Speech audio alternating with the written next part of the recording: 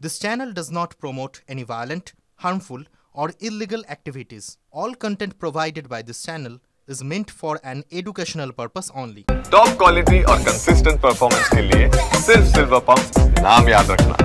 দুর্গাপুরে শুক্রবার প্রধানমন্ত্রী নরেন্দ্র মোদীর জনসভা, কিন্তু সেই সভায় থাকছেন না রাজ্য বিজেপির প্রাক্তন সভাপতি দিলীপ ঘোষ।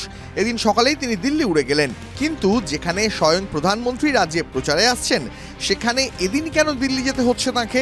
দিল্লি যাওয়ার আগে এই নিয়ে গুঞ্জনের কি জবাব দিলেন দিলীপ? কি বলছেন রাজ্য বিজেপির প্রাক্তন সভাপতি? আমাকে কর্মীরা ডেকেছিলেন, তাই আমি হ্যাঁ করেছিলাম।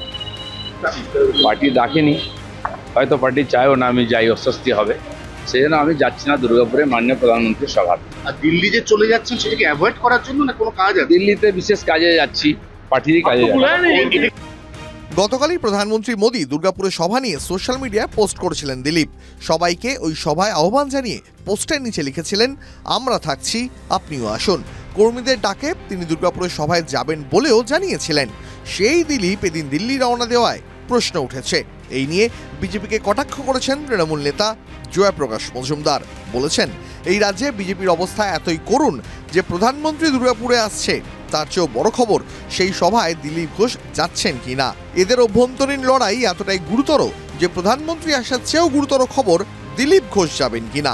কি অদ্ভুত পার্টি এটা! এখন সার্কাস পার্টি। সারাদিন দেখবেন প্রধানমন্ত্রী সভার চেয়ে দিলীপ ঘোষের না যাওয়া নিয়েই আলোচনা হবে।